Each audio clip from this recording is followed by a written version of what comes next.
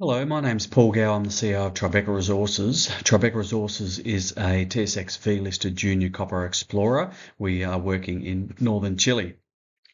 I'd like to give you a bit of information today about a recent acquisition we've announced. It's the Jiguata project in northern Chile, which is a project with targets for giant copper, molybdenum, porphyry deposits.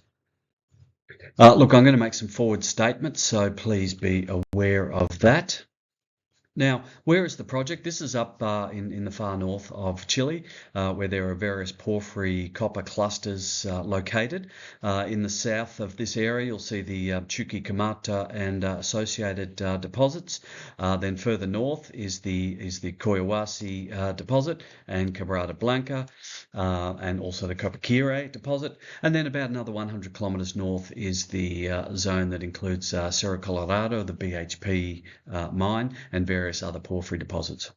And this is a more detailed inset of that map on the right. And so you'll see the Jiguata project sits up along the lower fault system here, which is the fault system that extends all the way down to Collahuasi. Now, this area is a target for giant deposits, as you'll see reflected in the tenure holders in the area. You will see here that there is Vale, Codelco, Glencore, BHP, Teck, Anglo American, Antofagasta Minerals, so all major mining companies. So they're obviously looking for giant deposits, as we are.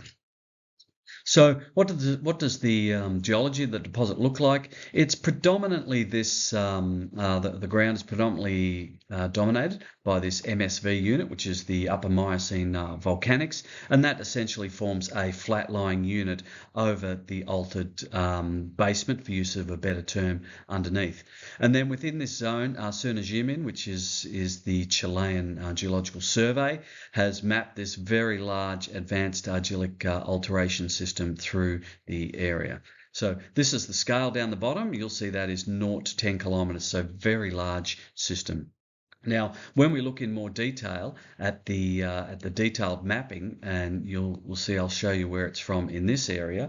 You can see that once that mapping has happened, what actually you have is this purple unit, which is the Miocene dacitic volcanics on top, and then under that you have this tufaceous unit that hosts all of the advanced argillic alteration. So it is essentially an erosional window into that tufaceous unit that hosts the alteration, as well as these pink units you'll see here are the feldspar biotite porphyry bodies that are in that system. Now, what that looks like from a satellite image, you'll see here this pale coloured is the advanced argillic alteration.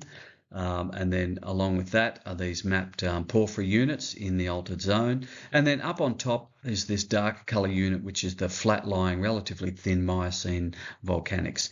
So our target here is the advanced argillic alteration zone, or more precisely, any porphyry deposits related and immediately below that zone.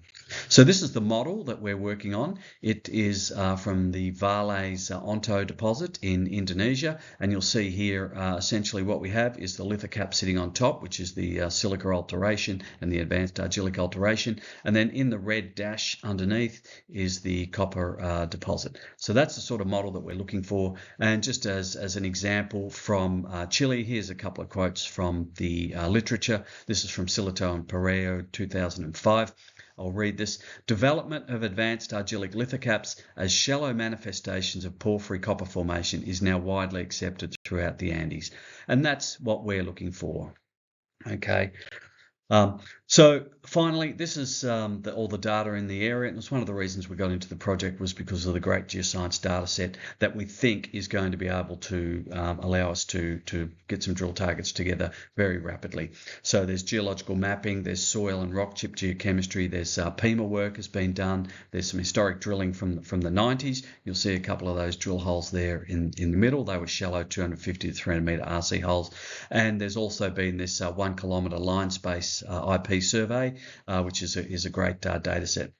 So we're very excited about this project. We'll work to get the definitive agreement signed off in the next month or two, and hoping to be on the ground in September. So keep your eyes out, and we'll let you know how we're going. Thanks very much for that.